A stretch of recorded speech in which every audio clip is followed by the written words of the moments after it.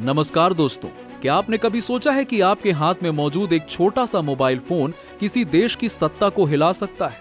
आपके फेसबुक या Instagram feed में इतनी शक्ति हो सकती है कि वो किसी शक्तिशाली शासक के तख्ता पलट का कारण बन जाए। चलिए, आज हम आपको एक ऐसे देश की कहानी बताने जा रहे हैं जहां खुद को आधुनिक सुल्तान समझने वाले एक राष्ट्रपति के खिलाफ विद्रोह की आग भड़क उठी है।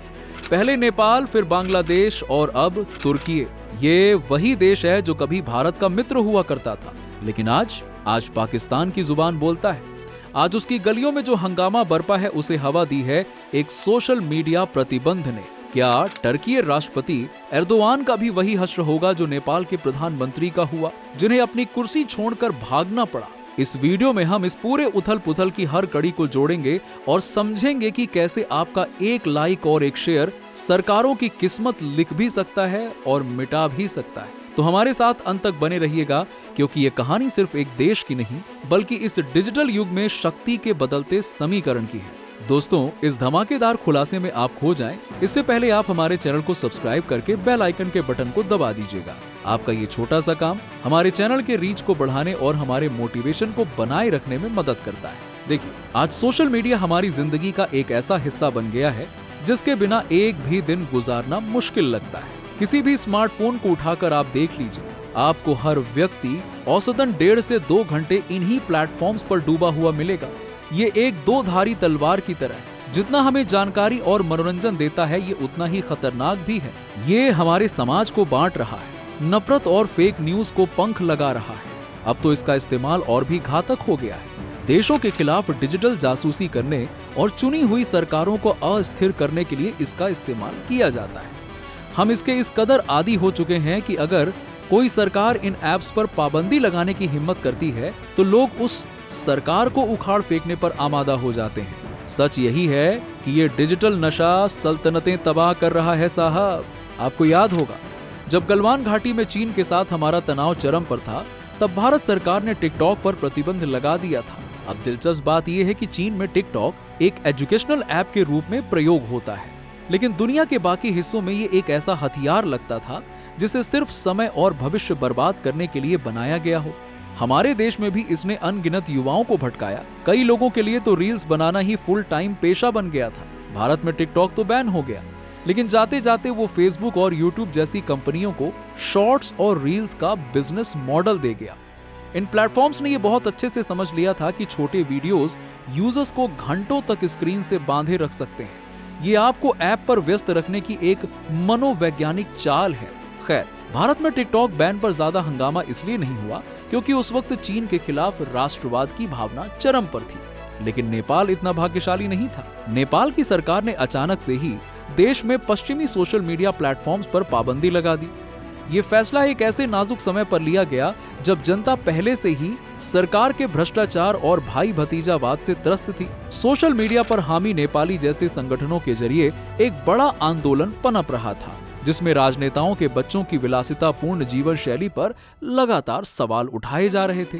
युवाओं को ये महसूस हुआ कि सरकार तो उनकी आवाज को दबाने के लिए ये बैन लगा रही है। बस फिर क्या था, पूरे नेपाल में विरोध की ऐसी ज्वाला भड़की कि प्रधानमंत्री केपी शर्मा ओली को अपनी सत्ता ही गंवानी पड़ी। उनके कई मंत्रियों को बुरी तरह से पीटा गया और कुछ को तो जिंदा ही जला दिया गया। अब कुछ ऐसी ही चिंगारी टर्की में भी सुलगती हुई दिख रही है। राष्ट्रपति रेचेप तैयप एर्दोआन की सरकार ने भी देश में फेसबुक, इंस्टाग्राम, एक्स यानी कि ट्विटर और यूट्यूब जैसे प्लेटफॉर्म्स पर नियंत्रण कस दिया है। इस कदम ने वहां की मुख्य विपक्षी पार्टी रिपब्लिकन पीपल्स पार्टी को भड़का दिया है और उन्होंने जनता से सड़क पर उतरने का आह्वान किया है। इन प्रदर्शनों में केवल पार्टी कार्यकर्ता ही नहीं बल्कि एर्दोआन की तानाशाही नीतियों से परेशान युवाओं की बड़ी संख्या हिस्सा ले रही है। आज की दुनिया में तानाशाह शासकों के खिलाफ जनता का गुस्सा उबल रहा है। बांग्लादेश, नेपाल से लेकर श्रीलंका तक हमने देखा है कि कैसे निरंकुश शासकों को जनता के आक्रोश ने सत्ता से बेदखल किया है। अब वैसा ही माहौल टर्की में भी आकार ले रहा है। राष्ट्रपति एर्दोआन के खिलाफ विशेषकर इस्तांबुल जैसे बड़े शहरों में असंतोष लगातार बढ़ता जा रहा है। उनकी कट्टर इस्लामिक नीतियां देश के आधुनिक विचारों वाले युवाओं को रास नहीं आ रही हैं। जैसे जैसे देश में विपक्ष की ताकत बढ़ी, एर्दोआन ने उन्हें दबाने के लिए क्रूरता का सहारा लिया। उन्होंने इस्तांबुल के लोकप्रिय मेयर और अपने सबसे बड़े राजनीतिक दुश्मन अकरम इमामोग्लू को उनके हजारों समर्थकों सहित गिरफ्तार करवाकर जेल में डलवा दिया। इन कार्रवाइयों ने आग में घी डालने का काम किया। टर्की की आर्थिक स्थिति वैसे ही बेहद खराब है। वहाँ की मुद्रा लीरा की कीमत में काफी यानी कि भारी गिरावट आई है। जहाँ साल 2021 में एक तुर्किश लीरा लगभग 9.5 से 10 भारतीय रुपए के बराबर थी, वहीं आज उसकी कीमत गिरकर महज 2.56 यानी कि 2 रुपए 56 पैसे तक रह गई है। आप इस डेटा से मुद्रा के अवमूल्यन की भयावहता का अंदाजा लगा सकते हैं। देश में बेरोजगारी और महंगाई आसमान छू रही है, लेकिन एर्दोआन का ध्यान इन समस्याओं को सुलझाने पर कम और खुद को एक वैश्विक इस्लामिक नेता और आधुनिक खलीफा के रूप में स्थापित करने पर ज्यादा है।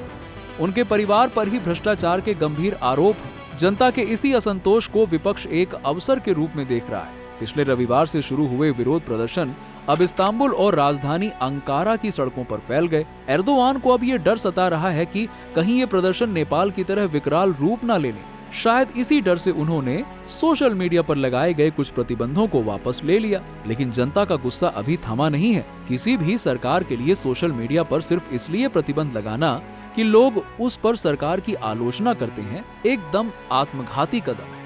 ऐसा करने से लोगों को लगता है कि सरकार उनकी अभिव्यक्ति की स्वतंत्रता छीन रही है, और जब देश के अधिकांश लोगों को ये एहसास हो जाता है कि उनके मौलिक अधिकारों को कुचला जा रहा है, तो वही चिंगारी एक बड़े जन आंदोलन में बदल जाती है। टर्की में एर्दोआन की तानाशाही का स्तर ये है कि वो ये भी नियंत्रित करना चाहते हैं कि विपक्ष का नेता कौन होगा। वो रिपब्लिकन पार्टी के आंतरिक मामलों में हस्तक्षेप कर रहे हैं ताकि किसी कमजोर या अपने समर्थक को नेता बनाकर विपक्ष को पूरी तरह से खत्म कर सकें। एर्दोआन की इसी चाल ने विपक्षी कार्यकर्ताओं को भी नाराज कर दिया। सरकार के खिलाफ प्रदर्शन कर रहे युवाओं पर पुलिस ने पेपर स्प्रे और पानी की बौछारों का इस्तेमाल किया, जिसके जवाब में प्रदर्शनकारियों ने भी पुलिस पर हमला कर दिया। जब एर्दोआन पहली बार सत्ता में आए थे तो उनकी छवि एक सुधारवादी और सेक्युलर नेता की थी।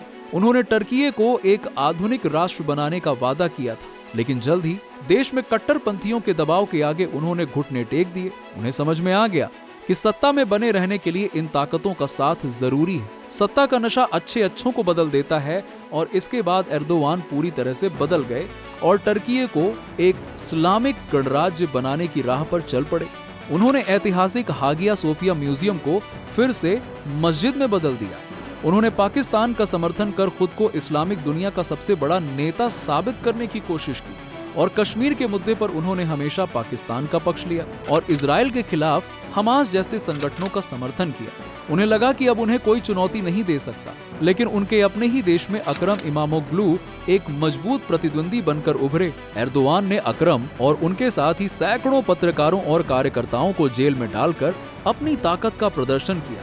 लेकिन अब वो एक नई मुसीबत में घिर गए हैं। देखना यह है कि क्या वो इस तूफान से बच पाएंगे, क्योंकि नेपाल का उदाहरण सबके सामने है। अब टर्की की जनता ने भी वही रास्ता अख्तियार कर लिया है। तो क्या एर्दोआन के सिंहासन का पतन निश्चित है?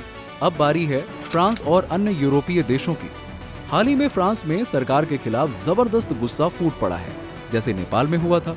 10 सितंबर 2025 को 2 लाख से ज्यादा लोग सड़कों पर उतर आए। ब्लॉक एवरीथिंग आंदोलन के तहत युवाओं और मजदूरों ने प्रदर्शन किया। सड़कों पर ट्रकों और आगजनी से रास्ते जाम किए गए और करीबन 300 लोगों को गिरफ्तार किया गया। सरकार के 44 अरब यूरो यानी कि करीबन $52 बिलियन के बजट कट और बढ़ती महंगाई से जनता नाराज है। युवा वर्ग और मजदूर संगठनों ने खुलकर विरोध जताया। संसद में प्रधानमंत्री के खिलाफ विश्वास मत हारने के बाद राजनीतिक हालात और भी गंभीर हो गए और अब फ्रांस में 2 सालों में 5वां प्रधानमंत्री बदलना पड़ा है। यूरोप के बाकी देशों जैसे कि जर्मनी, ब्रिटेन और स्पेन में भी जनता के बीच असंतोष बढ़ रहा है।